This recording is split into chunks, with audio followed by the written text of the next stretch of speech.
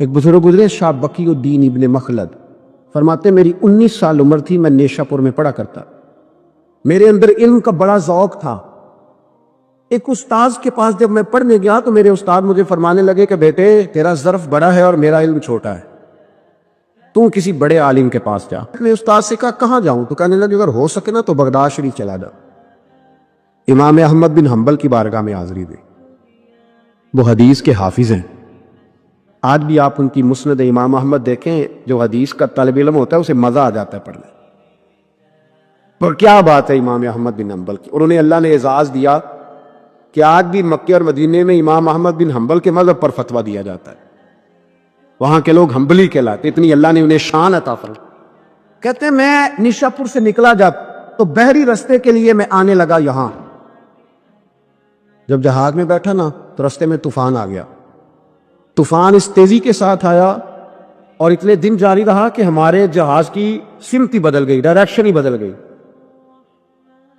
وہ جانا ادھر تھا تو جہاز کا منہ ادھر ہو گیا۔ فرماتے جا کے کسی کنارے ہم اترے، یہ دیکھیں جو لوگ طالب علم جاتے تھے، فرماتے وہاں جا کے اترے، وہاں پتہ چلا کہ جس جزیرے پہ ہم اترے ہیں یہاں سے اگر پیدل جائیں گے تو 1.25 مہینے میں بغداد پہنچیں گے، اور فرماتے ہیں کہ پیسے بھی کوئی نہیں، ختم ہو گئے۔ اب میں وہاں سے اترا پتے کھاتا، 1.25 مہینہ لگا اور میں بغداد شریف پہنچا۔ اور جب پوری جد و جہد کر کے وہاں پہنچ گیا نا تو پتہ چلا کہ امام احمد بن حنبل کا تو مدرسہ ہی بند ہو گیا، ان کے تو جمعہ پڑھانے پہ پابندی لگ گئی ہے، وقت کا بادشاہ ناراض ہو گیا۔ اس کا مطلب ہے وہ بھی سیاسی باتیں کرتے ہو گے، ناراض ہو گیا، اس نے پکڑ کے آپ کو جیل میں ڈال دیا۔ تو امام صاحب تو پڑھاتے ہی نہیں۔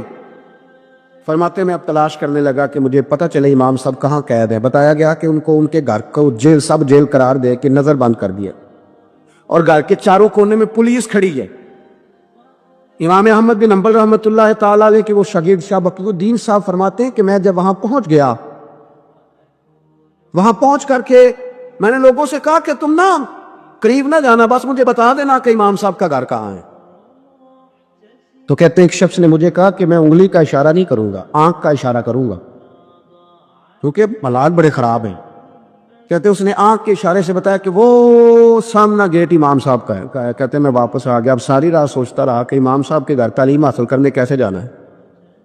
فرماتے ہیں پھر مجھے ایک تجویز سمجھ میں آئی۔ صبح جب میں نے اٹھا تو میں نے سر سے پگڑی اتاری، اپنے بالوں میں ہاتھ ڈال کے بال بکھیر دیے، چاروں جانب بکھر گئے، زلفیں رکھی ہوئی تھی۔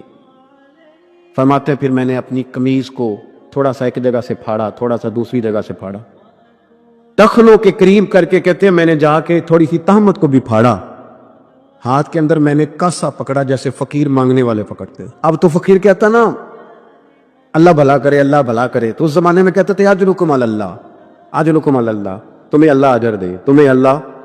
کہتے ہیں یہ وظیفہ میں نے اچھی طرح پکایا، نظریں میں نے جھکا لی، پٹے پرانے کپڑے پہن کے نا تو بغداد کی گلیوں میں، کہتے ہیں بغداد کی گلیوں میں کبھی ادھر کبھی ادھر، میں نہ وہ لیے نہ کاسا، میں گھوم رہا ہوں، پھر رہا ہوں، تینوں لب دیا آپ گواچے۔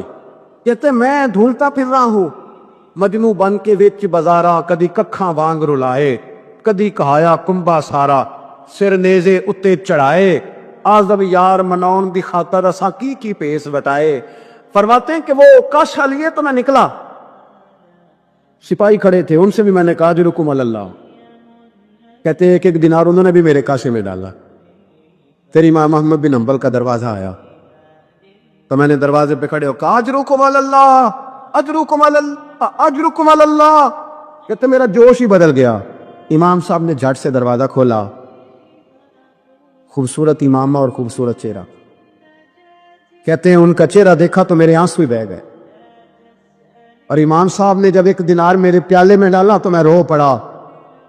میں نے کہا بغداد کے بادشاہ اور میرے محبوب کے علم کے وارث، میں بھیک مانگنے نہیں آیا، میں تو رسول اللہ کی حدیث سننے آیا ہوں۔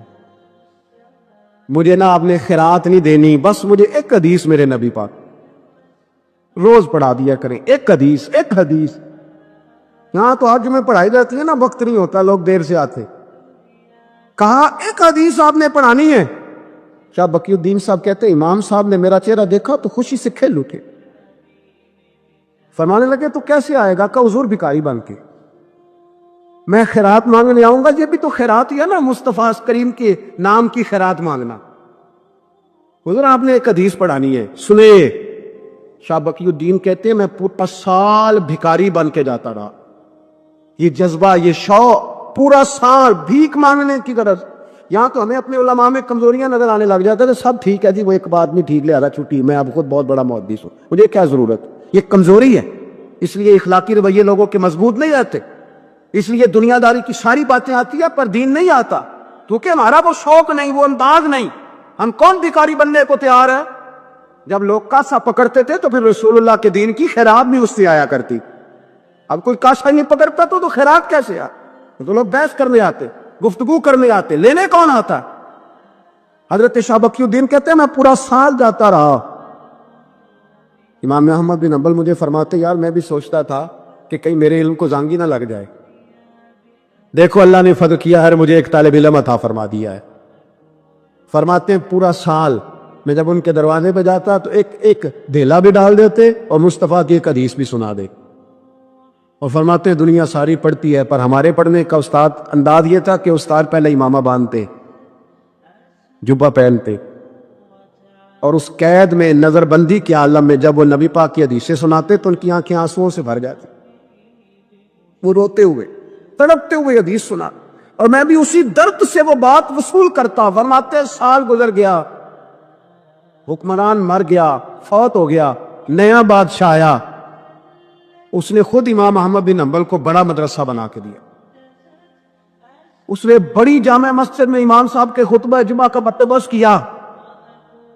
فرماتے ہیں ہزاروں طالب علم کئی ملکوں سے امام صاحب کے دروازے پر آ کے بیٹھنے لگتے۔ فرماتے جب میں بھی پہنچا نا تو امام فرمانے لگے تو ذرا آگے آ جا۔ کہتے میں آگے آیا تو فرمانے لگے بھئی علم تمہیں بھی دیتا ہوں، تمہیں بھی پڑھاؤں گا، مرتے دم تک پڑھاؤں گا۔ کچھ لوگوں کے پاس علم ہوتا ہے پر ان کا علم کسی کو نفع نہیں دیتا، اسی طرح کچھ لوگوں کے پاس مال ہوتا ہے پر ان کا مال کسی کو فائدہ نہیں دیتا، سمیٹ کے لے جاتے ہیں ہر شے قبر میں۔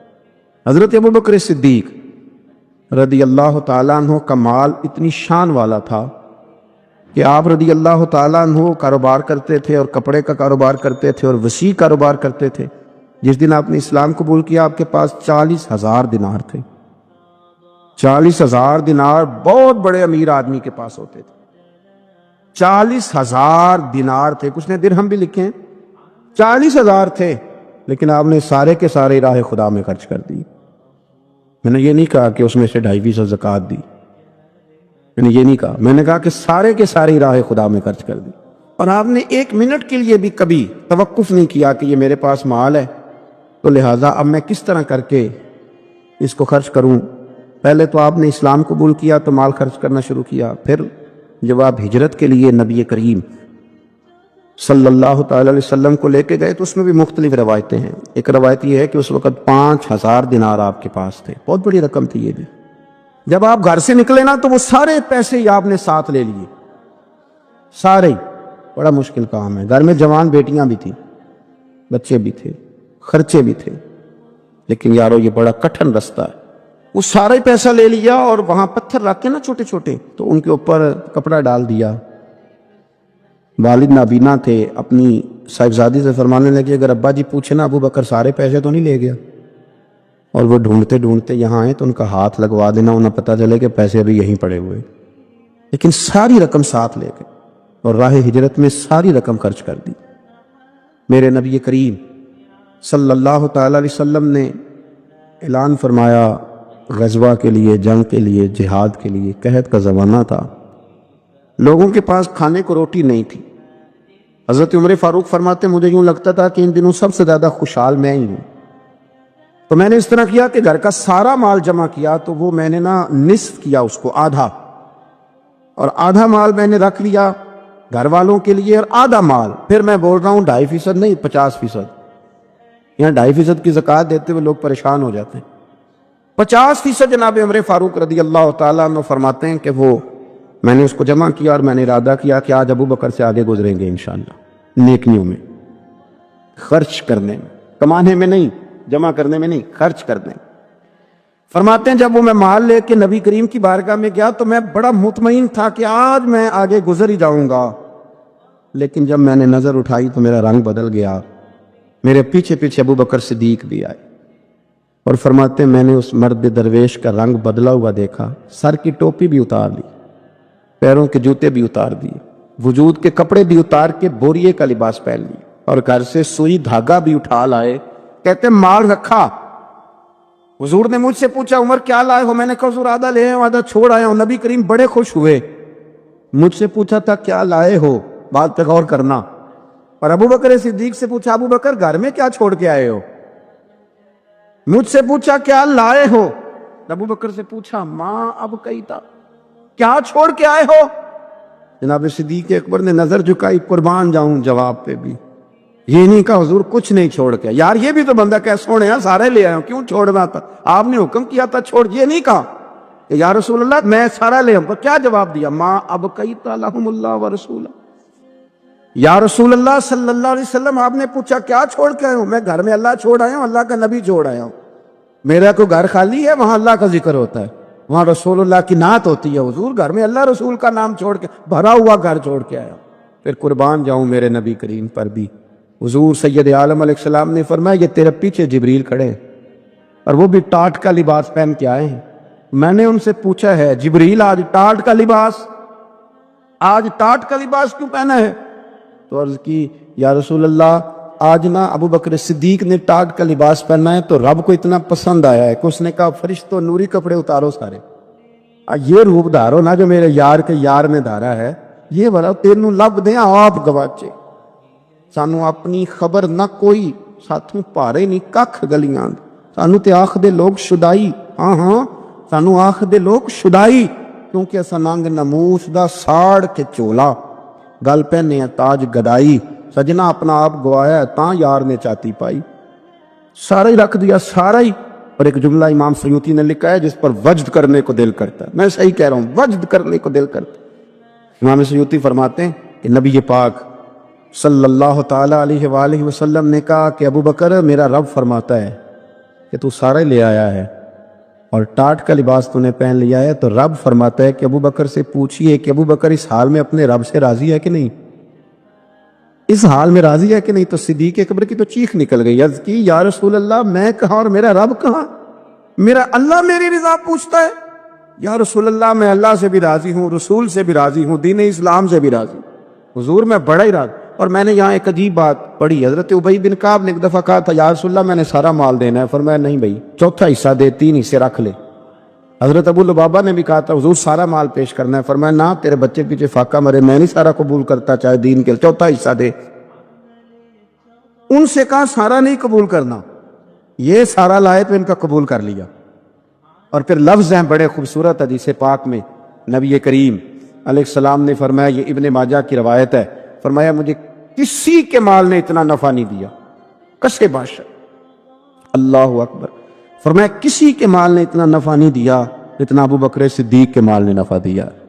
गोया हुजूर फरमाते हैं कि ये लेके भी आता है और इसका माल है भी बड़ा बरकत वाला, जब आता है तो फिर मजेदार भी बड़ा है, फिर उसमें नफा भी बड़ा है, फिर वो कहीं खर्च करते हैं तो उस पर अता भी बड़ी। ये वो लोग हैं जो रात को भी खर्च करते हैं, दिन को भी खर्च करते हैं, एलानिया भी खर्च करते हैं, छुपा के भी खर्च करते हैं। तफसीर रूहुल मानी ही को आप देख लें, उलमा सैयद महमूद अलूसी उंदलसी रहमतुल्लाह अलैह फरमाते हैं कि हज़रत सिद्दीक अकबर का एक दफ़ा खर्च तो हमेशा करते रहते थे, एक दफ़ा इरादा बन गया। इस आयत के शान नज़ूल में लिखते हैं एक दफ़ा इरादा बन गया कि मैंने 40,000 दिनार खर्च करने अल्लाह की बारगाह, और करने इस तरह है कि दिन को भी खर्च करने, और अगर कोई आदमी रात को लेना चाहे तो उसे ये ना महसूस हो कि ये तो सिर्फ उजाले में देने वाले हैं। अगर कोई रात की तन्हाई में लेने आएगा तो उसे भी देंगे, खर्च करेंगे अल्लाह के रस्ते में। और 10,000 दिनार, 40,000 कुल देने थे, 10 खर्च किए दिन को, 10 खर्च किए रात को, 10 उस वक्त खर्च किए जब सारी दुनिया, ऐलान होता है ना चंदे का तो सारे दे रहे होते हैं, 10 उस वक्त खर्च कर दिया 10,000 दिनार, और फिर 10 छुपा के खर्च किया, 10 छुपा के भी खर्च किया। यानी उस वक्त बीच मजमे के भी देना बाजों का बेहतर होता है कि दूसरों को भी रगबत होती है, क्योंकि एक बंदा अगर कहीं खर्च करता है तो फिर दूसरे भी देख के खर्च करते हैं। तो जब सब दे रहे थे तब भी दिया, और जब कोई नहीं दे रहा था तो तब भी दिया। اور دن کو بھی دیا اور رات کو بھی دیا، تو رب کریم نے پھر اس کا ذکر قرآن مجید میں فرما دیا۔ تو حضرت ابوبکر صدیق رضی اللہ تعالیٰ عنہ کی حیات مبارکہ کو آپ پڑھیں، اس پر آپ غور کریں۔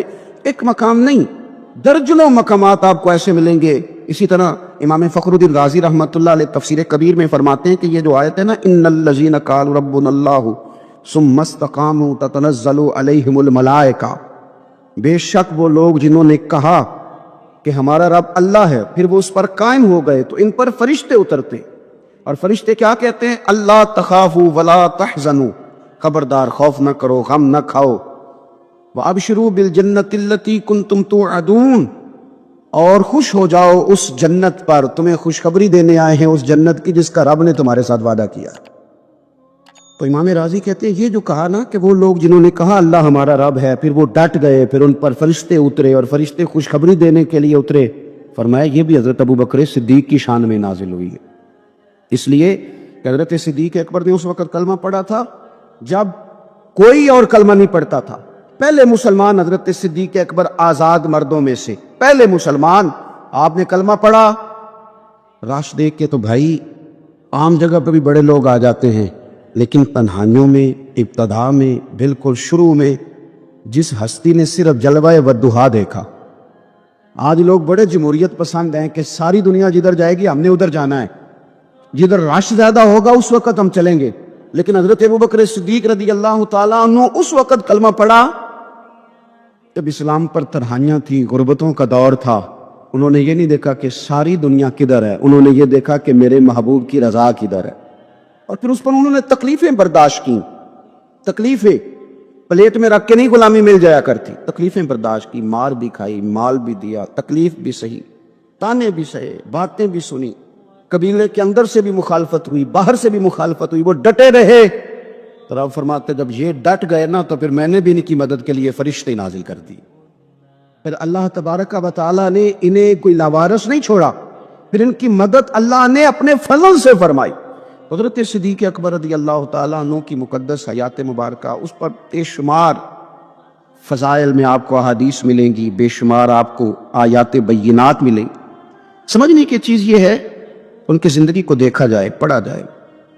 میں نے بڑا غور کیا ہے، جتنا کو میرا محدود سا مطالعہ ہے، جتنا کو میں فہم اور علم رکھتا ہوں، میں نے بڑا غور کیا ہے اور بڑی باریکی سے کیا ہے، اور ان کی زندگی کے شب و روز کو بار بار پڑھا ہے، اور وہ جتنے پیچ و تاب ہیں ہجرت سے لے کر بدر تک، اور بدر سے لے کر فتح مکہ تک، ہر میدان، ہر جگہ، ہر کوچہ، ہر نگر، ایک ہی بات سمجھ میں آئی ہے کہ جس طرح پروانہ چراغ کے گرد گھوم کے زندگی گزار دیتا ہے، گھوم کے زندگی گزار دیتا ہے، روشنی جہاں نظر آتی ہے تو پروانہ ساتھ ہی نظر آتا ہے، کہیں اور دکھائی دیتا ہی نہیں۔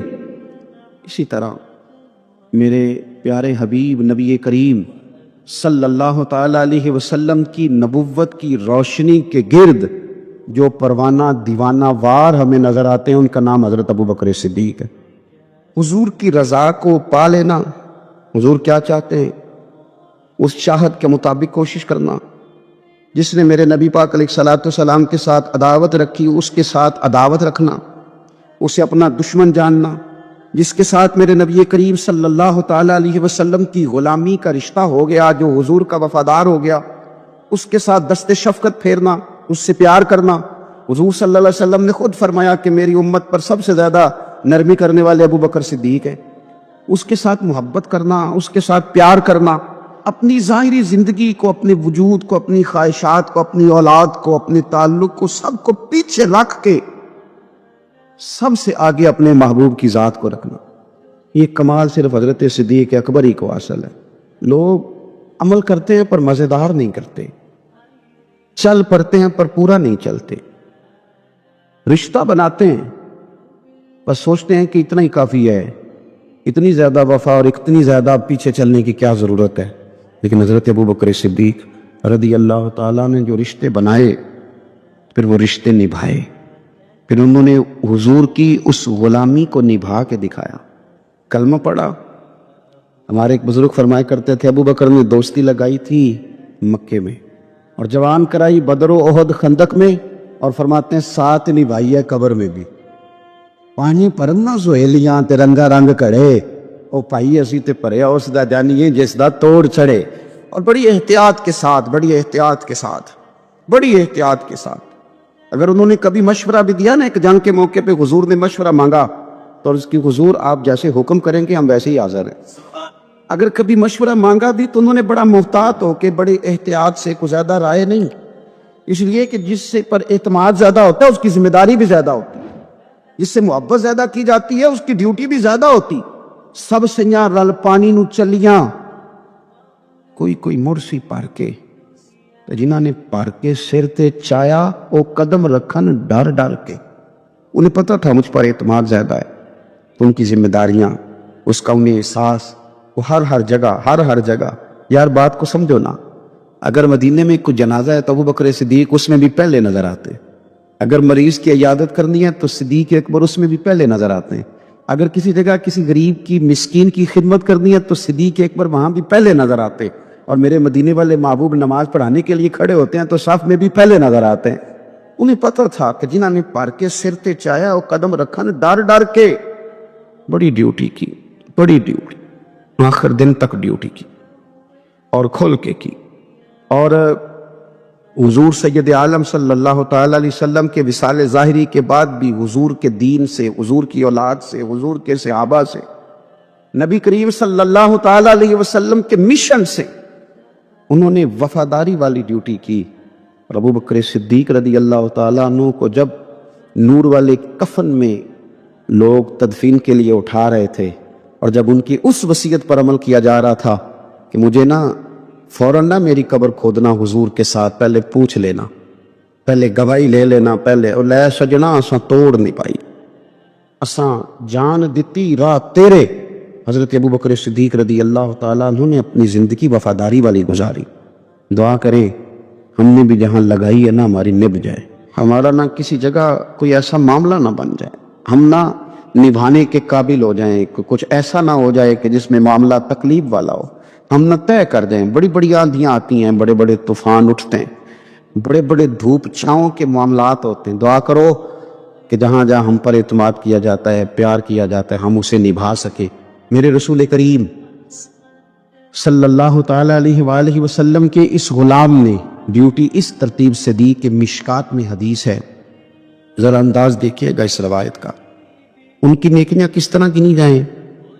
یعنی حضرت ابو بکر صدیق رضی اللہ تعالیٰ عنہ کی عظمت شروع کہاں سے کی جائے، اس عظمت کے لیے عنوان کہاں باندھا جائے، ان کی زندگی کا کون سا پہلو ہے جس کا تذکرہ چھیڑا جائے، اور ان کی وفا کا ذکر کیا جائے، ان کی اتباع کا ذکر کیا جائے، ان کی غلامی کا ذکر کیا جائے، ان کے فنا فی رسول صلی اللہ علیہ وسلم ہونے کا ذکر کیا جائے، کہاں سے بات شروع کی جائے۔ میں نے تفسیر روح البیان دیکھ رہا تھا، یعنی کچھ باتیں ایسی ہیں کہ یہ موقع نہیں تھا یار، یہاں یہ والی باتیں تو نہیں نہ ہوتی۔ یعنی اماں جب لاڈ سے پتر سے بات کرتی ہے تو روٹین میں کرتی ہے نا، گھر میں بیٹھے کتنا پیارا ہے میرا بیٹا، میرا پتر بڑا بیبا ہے، وہ گھر میں لاڈ سے بات کرتی ہے۔ جب وہ سفر پہ انسان جا رہا ہو یا کوئی ایمرجنسی حالات ہو تو اس موقع پر لاڈ کی باتیں نہیں ہوتی، اس موقع پر بڑی میٹھی، بڑی شستہ، بڑی الگ تھلگ باتیں نہیں ہوتی۔ علامہ اسماعیل حقی رحمۃ اللہ علیہ تفسیر روح البیان کے اندر فرماتے ہیں کہ جنگ بدر کے اندر نا حضرت ابو بکر صدیق رضی اللہ تعالیٰ عنہ کے صاحبزادے، وہ پہلے بھی آپ نے سنا ہوا ہے، بڑی معروف بات ہے کہ وہ کافروں کی طرف سے آئے تھے لڑنے کے لیے، ابھی کلمہ نہیں پڑھتے تھے، بعد میں اللہ نے توفیق دی وہ بھی مسلمان ہو گئے۔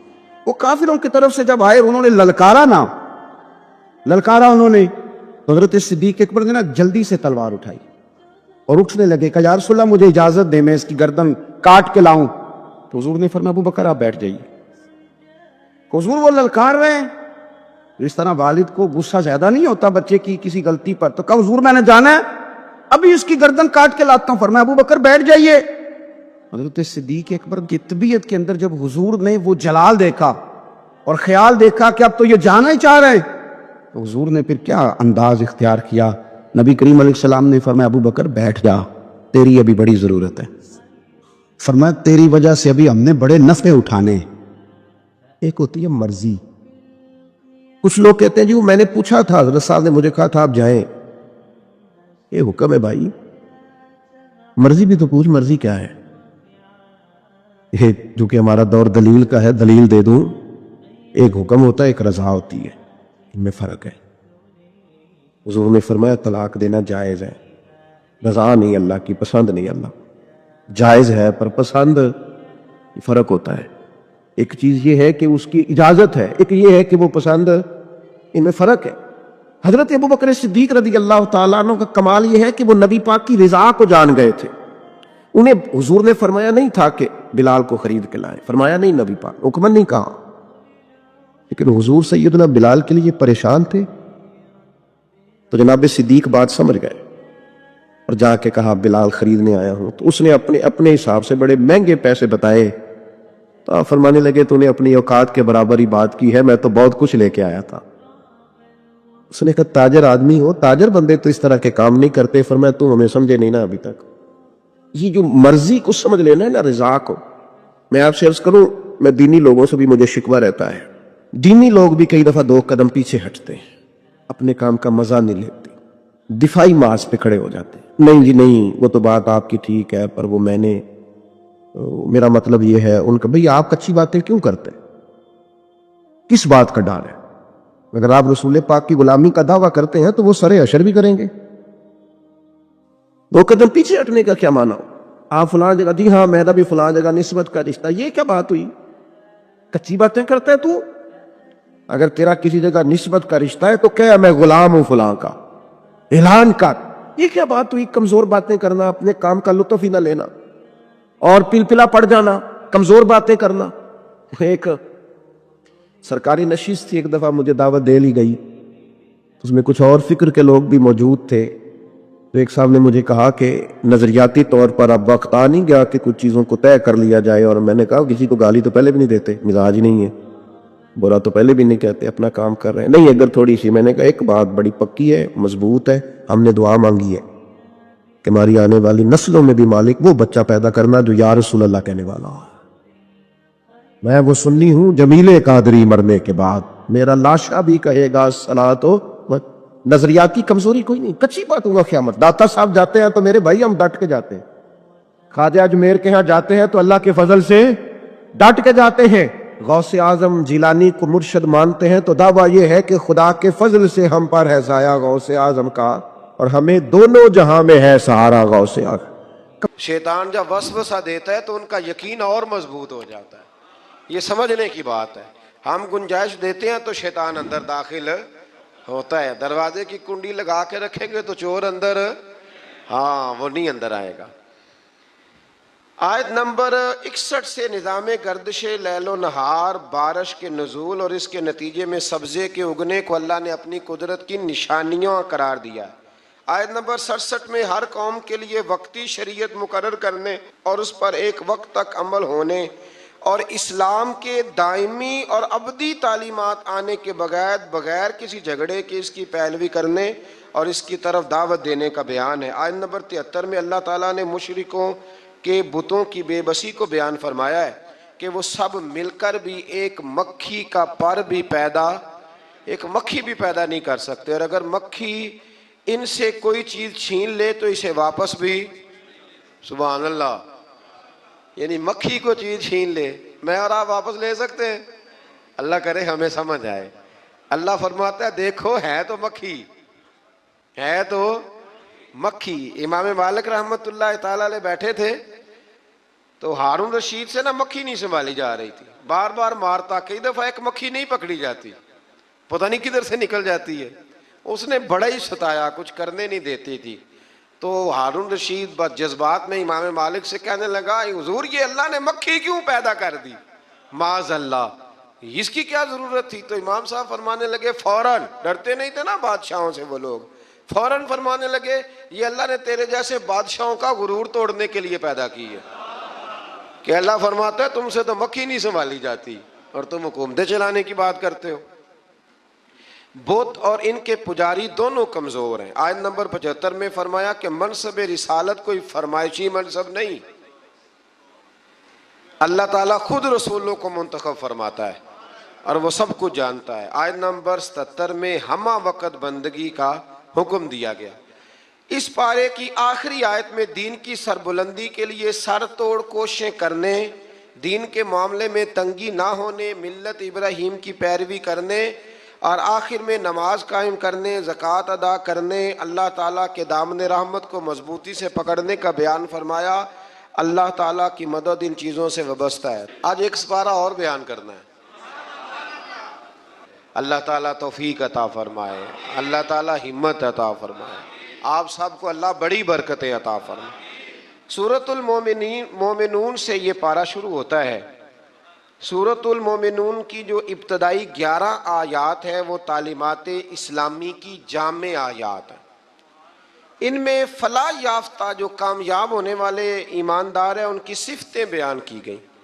فرمایا گیا کہ وہ نمازوں میں خشوع خضوع کرتے ہیں، ہر قسم کی بیہودہ باتوں سے لا تعلقی، زکوٰۃ کی ادائیگی، اپنی پاک دامنی کی حفاظت، امانت اور عہد کی پاسداری اور نمازوں کی پابندی۔ آخر میں فرمایا گیا کہ ان صفات کے جو حامل اہل ایمان ہیں وہ ہمیشہ جنت میں رہیں گے۔ آیت نمبر 13 سے انسانی تخلیق کے مدارج کو بیان کیا گیا۔ پہلے نطفہ، پھر اس کے بعد جمع ہوا خون، پھر گوشت کا لوتھڑا، پھر گوشت اور ہڈیوں پر مشتمل جسم کی تشکیل۔ اس کے بعد فرمایا یہی خالق و مالک موت کے بعد آخرت میں دوبارہ زندہ کر دے گا۔ جو ماں کے پیٹ میں صورتیں بناتا ہے نا، قبر سے بھی دوبارہ زندہ کر لے گا۔ پھر آیت نمبر 27 سے ایک بار پھر حضرت نوح علیہ السلام کے کشتی بنانے کا ذکر ہے۔ آیت نمبر 33 سے بیان ہوا کہ ہود کی قوم کے کفار، منکرین آخرت اور خوشحال لوگوں نے نبی پر طنز کرتے ہوئے کہا کہ یہ تو ہم جیسے بشر ہیں۔ اللہ تعالیٰ نے پھر ان کی ہلاکت کا بیان فرمایا، اور پھر اللہ تعالیٰ نے حضرت موسیٰ اور ہارون کی بعثت کا بھی ذکر کیا، اور قوم موسیٰ کی سرکشی جو پچھلے پاروں میں گزر گئی اس کا بھی یہاں اللہ نے دوبارہ ذکر فرمایا۔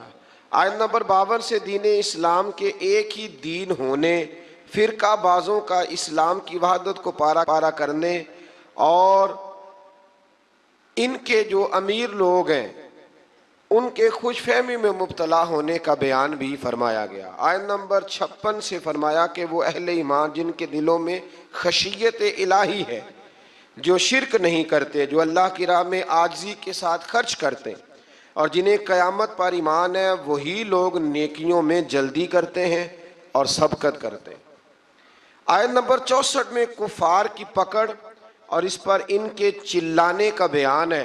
اس کا سبب یہ ہے کہ یہ اللہ تعالیٰ کی آیات سے روح گردانی کرتے، تکبر اختیار کر کے قرآن کو افسانہ کہہ کے بکواس کرتے تھے۔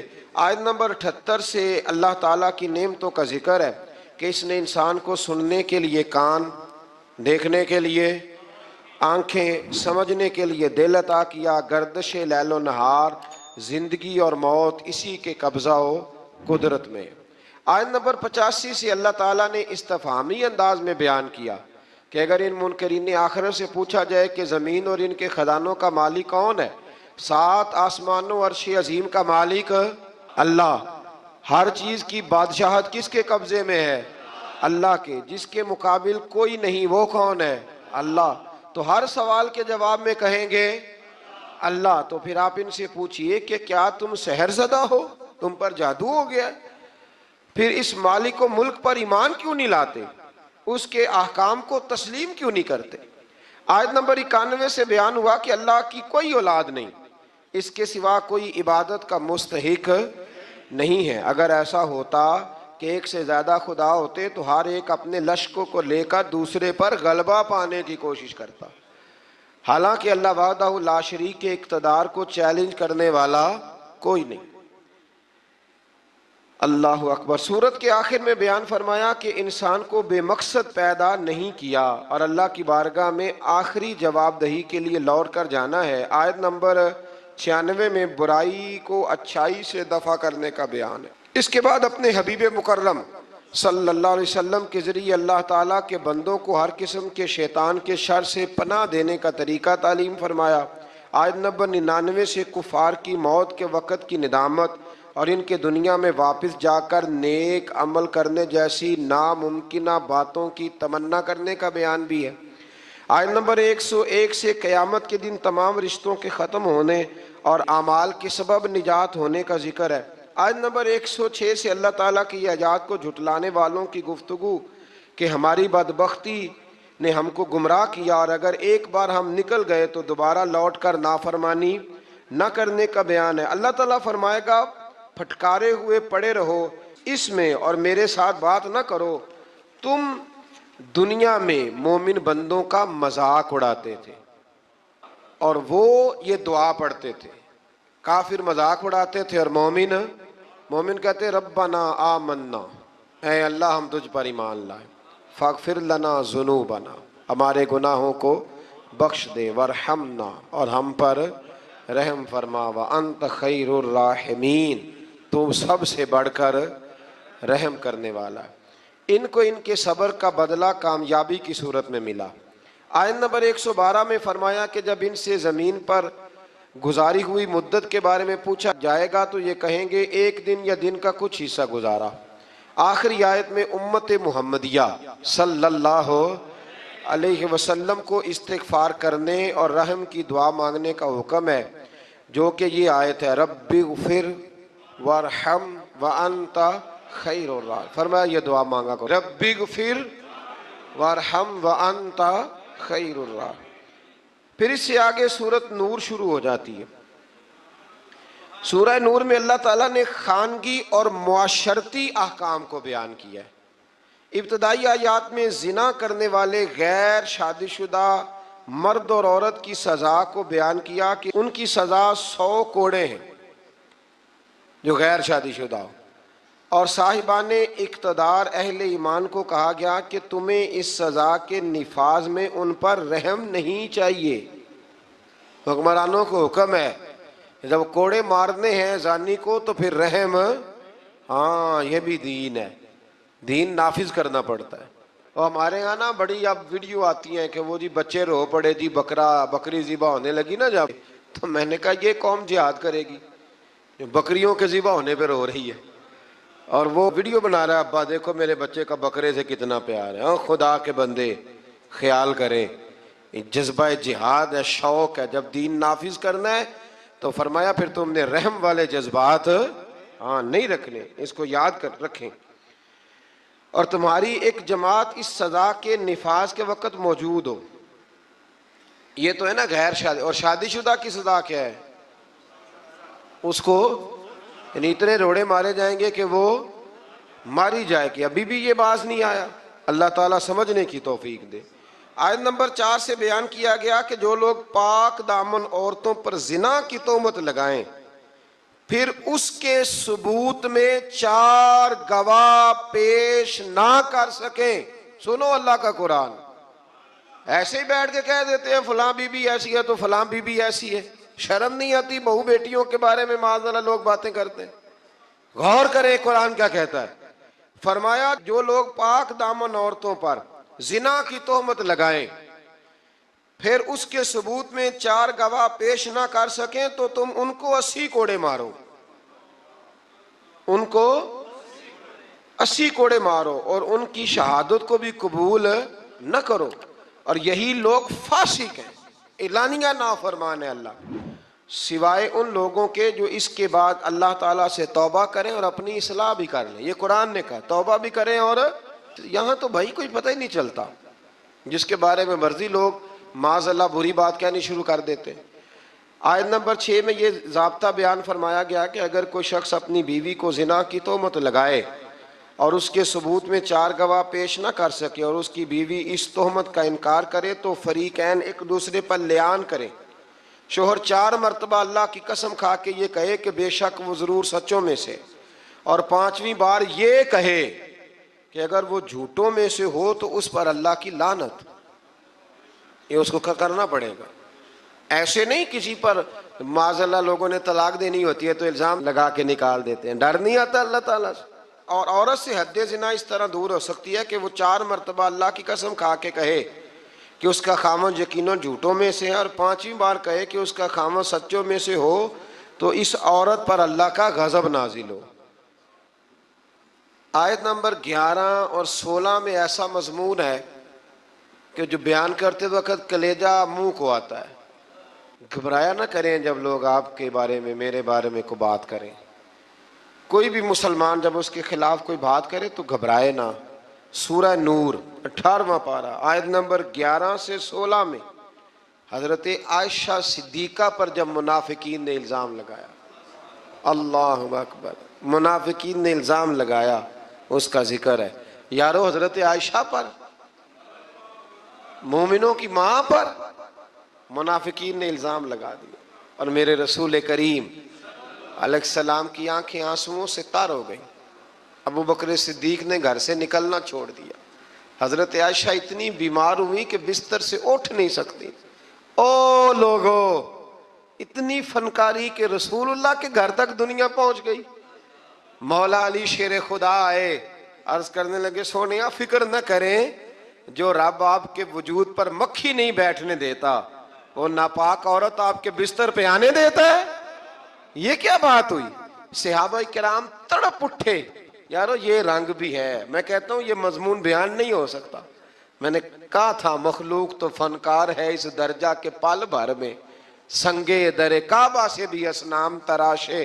تم کون ہو، کیا چیز ہے داغ کبابی؟ لوگوں نے تو مریم پہ بھی الزام تراش. لوگ باز آتے ہیں.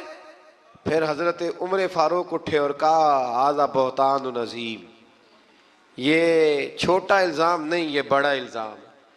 تو اللہ نے پھر اسی طرح سورہ نور کی آیت نمبر 11 سے 16 میں حضرت عائشہ صدیقہ پر، اللہ مومنوں کی ماں کو ہم سے راضی فرمائے. بڑا درجہ ہے اس پاک عورت کا، بڑا مرتبہ. ساری جوانی رسول اللہ کے دین کے نام کر دی، بڑی خدمت کری، بڑی نوکری کری، بڑا کام کیا. حضرت مجدد الفسانی رحمت اللہ علیہ فرماتے ہیں جب میں حضور کے لیے سال ثواب کرتا نا، وہ چیز پکاتا ختم شریف، تو میں حضور کے اہل بیت کو صحابہ کئیوں کے نام لیتا، کئیوں کے نہ لیتا، سب کے لیے بھی نہیں جاتے. کہتے میں کئیوں کے نام لیتا لیکن کوئی معاذ اللہ بغض دعوت نہیں. ویسے میرے منہ سے نا حضرت عائشہ کا نام کبھی نکلا ہی نہیں، نہ میں نے لیا. تو کہتے ایک دن مجھے رسول کریم کی زیارت ہوئی تو حضور نے فرمایا تو میری عائشہ کا نام ہی نہیں لیتا، تجھے پتہ نہیں میں روٹی عائشہ کے گھر کھاتا ہوں اور تو وہاں سال ثواب ہی نہیں کرتا. وہ میرے لیے کھانے پکاتی ہے، میں اس کے گھر کھانا کھاتا ہوں. اور یہ وہ میرے محبوب کی پیاری زوجہ ہے کہ حضور نے فرمایا عائشہ میرے نکاح میں آنے سے پہلے حضرت جبریل نے مجھے تیرا نقشہ دکھایا تھا، گویا تیری فوٹو دکھائی تھی، اور فرمایا عائشہ جب تو مجھ سے راضی ہوتی ہے تب بھی مجھے پتہ چل جاتا، اور جب تو ناراض ہوتی ہے تو تب بھی پتہ چل جاتا. حضرت عائشہ کہنے لگی حضور میرے ماں باپ قربان ہو، آج بتائیں تو صحیح آپ کو کیسے پتہ چلتا ہے؟ تو حضور فرمانے لگے جب تو مجھ سے راضی ہوتی ہے نا تو کہتی ہے مجھے رب محمد کی قسم، اور جب تو ناراض ہوتی ہے تو کہتی ہے مجھے رب ابراہیم کی قسم.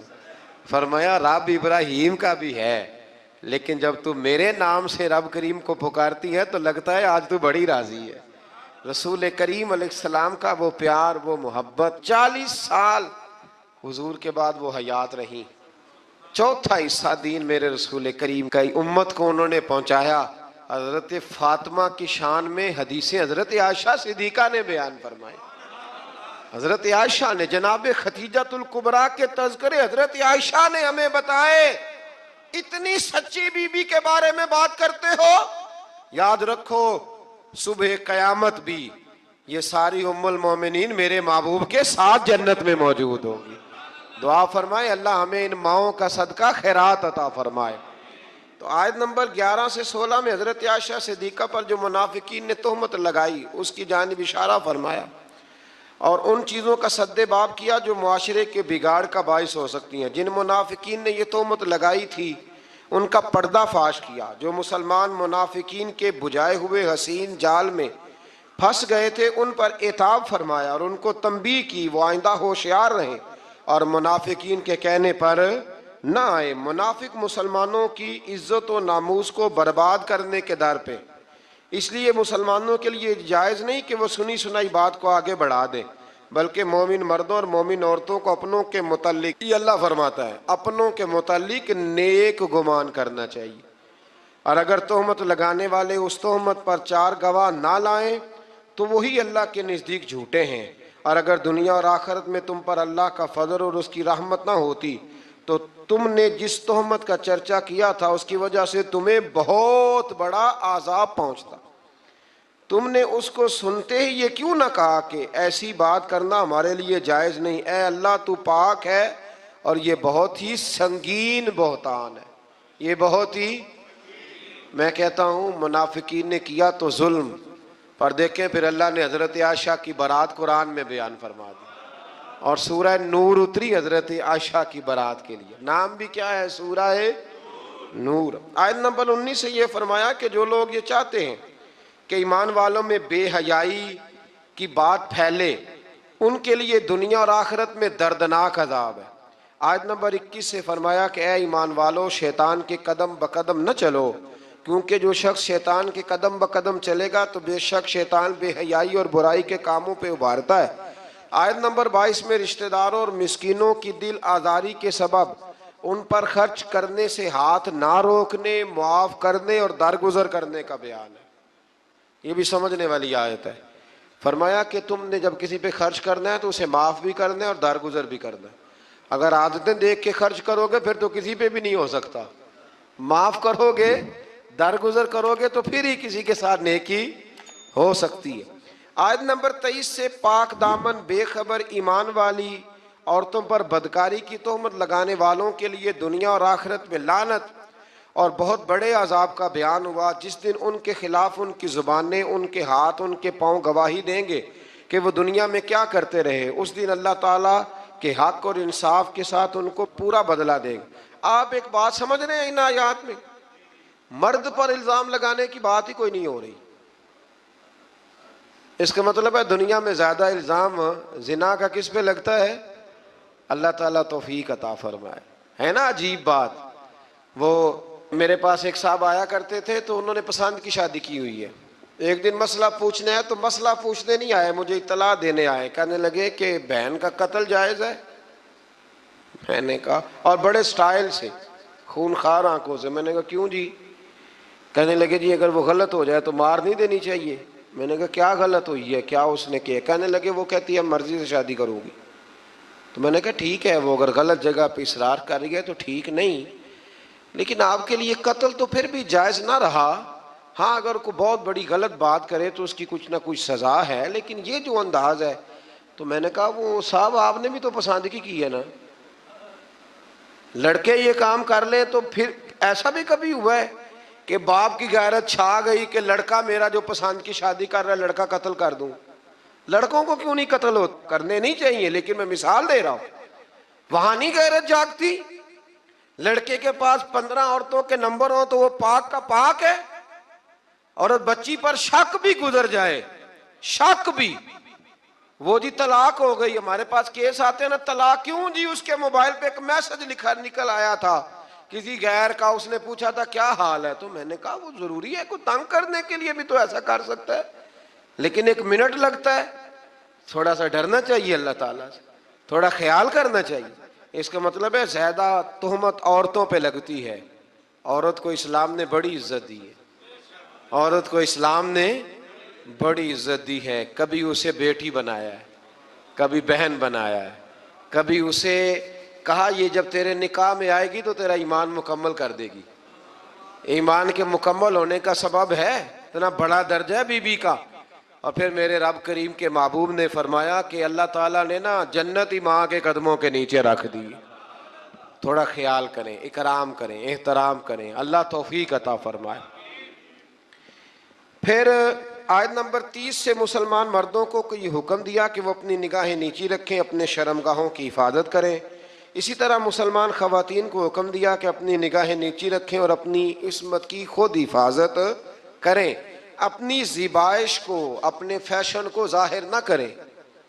اپنی زیب و زینت دکھانی ہو تو صرف اپنے خامد کو دکھائیں، یہ اللہ نے منع کر دیا۔ اور جسم کے جس حصے کا پردہ ممکن ہو جیسے ہاتھ اور پیر، ان کے سوا باقی جسم کو ڈھانپ کر رکھیں اور اپنے گریبانوں کو دوپٹوں سے چھپائے رکھیں، یہ اللہ قرآن میں فرما رہا ہے۔ اور اپنے خامد اور اپنے محارم، یعنی جن سے نکاح نہیں ہو سکتا، جیسے بھائی ہے، بیٹا ہے، باپ ہے، اور اپنے نوکروں اور کم اور ناسمجھ بچوں کے سوا اپنے بناؤ سنگار کو کسی کے سامنے ظاہر نہ کریں، اور زمین پر زور سے پاؤں مار کے نہ چلیں۔ عورتوں کو حکم مل رہا ہے، عورتیں توجہ کریں، تاکہ ان کی پوشیدہ زیب و زینت ظاہر نہ ہو، اور ان تمام برائیوں سے اللہ کی بارگاہ میں توبہ کرنے پر کامیابی ہے۔ آیت نمبر 32 سے فرمایا کہ تم اپنے بے نکاح مردوں اور عورتوں کا نکاح کر دو، اور اپنے باصلاحیت غلاموں اور باندیوں کا، اگر وہ فقیر ہوں تو اللہ ان کو اپنے فضل سے غنی کر دے گا۔ جو لوگ نکاح کی گنجائش نہیں رکھتے وہ اپنی عفت اور پاکیزگی برقرار رکھیں، حتیٰ کہ اللہ تعالیٰ انہیں اپنے فضل سے غنی کر دے۔ اللہ تو فرما رہا ہے نکاح کر دو غنی ہو جاؤ گے، تو ابا جی کہتے ہیں جنہیں دیر تکر پیراں تے نہ کھلوتا اگے کتے کھلا جیے۔ یعنی عجیب بات ہے نا جی، وہ پیراں تے پتہ نہیں اس نے کب کھڑے ہونا ہے۔ آپ بچوں کی شادیاں جلدی کریں تاکہ بہت سارے گناہوں کا دروازہ ویسے ہی بند ہو۔ آیت نمبر 35 میں فرمایا اللہ آسمانوں اور زمینوں کا نور ہے، پھر اس نور کی وضاحت بھی بیان کی۔ آیت نمبر 37 سے اللہ تعالیٰ نے اپنے گھروں میں اللہ کا ذکر کرنے پر ان مسلمانوں کی تعریف کی جن کو تجارت اور خرید و فروخت اللہ کے ذکر کرنے، نماز پڑھنے اور زکوٰۃ ادا کرنے سے غافل نہیں کرتی۔ وہ اس دن سے ڈرتے ہیں جس میں دل اور آنکھیں الٹ پلٹ ہو جائیں گی۔ اللہ نے تعریف کی ہے، فرمایا کاروبار بھی پورا کرتے ہیں، میری عبادت بھی صحیح کرتے ہیں، زکوٰۃ بھی وقت پہ دیتے ہیں۔ ہم یہ کہتے ہیں کہ نہیں سارا کچھ چھوڑیں گے تو عبادت ہوگی۔ اللہ نے تعریف کی، فرمایا ڈیوٹیاں بھی کرتے ہیں اور رب رب بھی۔ آیت نمبر 39 میں کافروں کے اعمال کی مثال کو اس طرح بیان کیا گیا کہ وہ زمین میں چمکتی ہوئی اس ریت کی طرح ہے جس کو پیاسا دور سے پانی گمان کرتا ہے۔ ریت دور سے دیکھے نا چمکتی تو کیا لگتی ہے؟ اسی طرح کافروں کے اعمال ہے، حتیٰ کہ وہ جب اس کے قریب پہنچتا ہے تو کچھ نہیں پاتا، اور وہ اللہ کو اپنے قریب پاتا ہے جو اس کا پورا حساب چکا دیتا ہے۔ ان کے اعمال کا گہرے سمندر کی تاریکیوں کی مثل ہے جن کو تہ در تہ موج ڈھانپے ہوئے ہے۔ اس کی بعض تاریکیاں بعض سے زیادہ ہیں، جب کوئی اپنا ہاتھ نکالے تو اس کو دیکھ نہ سکے۔ جس کے لیے اللہ نور نہ بنائے اس کے لیے کوئی نور نہیں ہے۔ آیت نمبر 51 پہ آتے ہیں، فرمایا جو لوگ اللہ اور اس کے رسول کی اطاعت کرتے ہیں اور اللہ سے ڈرتے ہیں اور اس کی نافرمانی سے بچتے رہتے ہیں تو وہی لوگ کامیاب ہونے والے ہیں۔ اس آیت کے بارے میں حضرت عمر فرمایا کرتے تھے یہ جوامع الکلم آیت ہے، اور ایک رومی جو نیا نیا مسلمان ہوا تھا اپنے ایمان لانے کا سبب اسی آیت کا تمام کتب مقدسہ کی تعلیمات اور احکام کا جامع ہونا بیان فرمایا گیا۔ یہ ایک آیت کہ جو لوگ اللہ اور اس کے رسول کی اطاعت کرتے ہیں، اللہ سے ڈرتے ہیں اور نافرمانی سے بچتے ہیں، اللہ سے ڈرتے ہیں اور نافرمانی سے بچتے ہیں، یہ لوگ کامیاب ہیں۔ آیت نمبر 53 میں فرمایا کہ منافقین اللہ کی خوب پکی قسمیں کھا کے کہتے ہیں کہ وہ جہاد کے لیے ضرور نکلیں، بڑی پکی قسم کھاتے ہیں، ہم جہاد کے لیے ضرور جائیں گے۔ آپ کہیں گے کہ زیادہ قسمیں نہ کھاؤ، تمہاری اطاعت کی حقیقت ہمیں معلوم ہے۔ آپ کہہ دیں حبیب ان سے کہ نہ کھاؤ زیادہ قسمیں، ہمیں پتہ ہے تم نے کتنا جانا ہے۔ آیت نمبر 55 میں اہل ایمان کو یہ بشارت دی کہ اللہ تمہیں زمین میں ضرور خلافت عطا کرے گا اور ضرور بالضرور اس دین کو محکم اور مضبوط کر دے گا۔ تم نماز قائم کرو، زکوٰۃ ادا کرو اور اخلاص کے ساتھ رسول کریم علیہ السلام کی اطاعت پر ڈٹے رہو، اللہ تمہارے خوف اور پریشانی کو حالت امن اور سکون سے بدل دے گا۔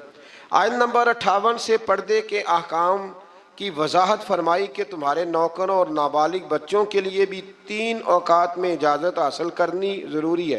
نماز فجر سے پہلے، ظہر کے وقت جب تم اپنے فالتو کپڑے اتار دیتے ہو، عشاء کی نماز کے بعد جب تمہارے لڑکے بلوغت کی عمر کو پہنچ جائیں تو ان کو بھی اجازت طلب کر کے آنا چاہیے جیسا کہ ان سے پہلے مرد اجازت طلب فجر سے پہلے، ظہر کے وقت، اس وقت بھی کچھ لوگ سویا کرتے تھے، اور عشاء کی نماز کے بعد جب بھی کوئی گھر میں جائے تو کیا کرے، کہندے اپنے گھر جان دی بھی اجازت لواں، ہاں وہیں تو اجازت لینی ہے، آپ اجازت لیں۔ جو بھی کسی کے آرام کا وقت ہو نا اس میں آپ بے دھڑک نہ چلے جائیں، اس لیے کہ نہ جانے کوئی کس حالت میں ہو۔ اللہ سمجھنے کی توفیق عطا فرمائے۔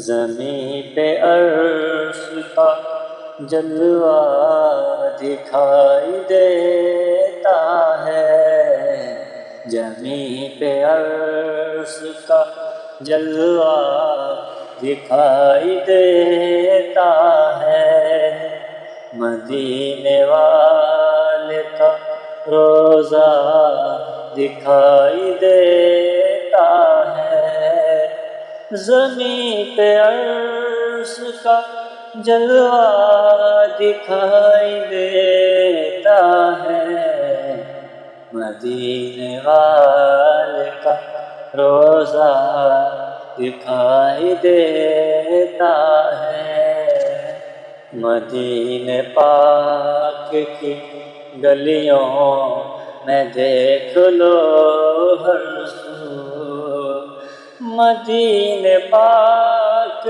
کی گلیوں میں دیکھ لو ہر سو، بہار خلد کا نقشہ دکھائی دیتا ہے، بہار خلد کا نقشہ دکھائی دیتا ہے، نبی پاک کا کنکر نے پڑھ لیا کلمہ، نبی پاک کا کنکر نے پڑھ لیا کلمہ، مگر بجہل تو بہرا دکھائی دیتا ہے، مگر بجہل تو بہرا دکھائی دیتا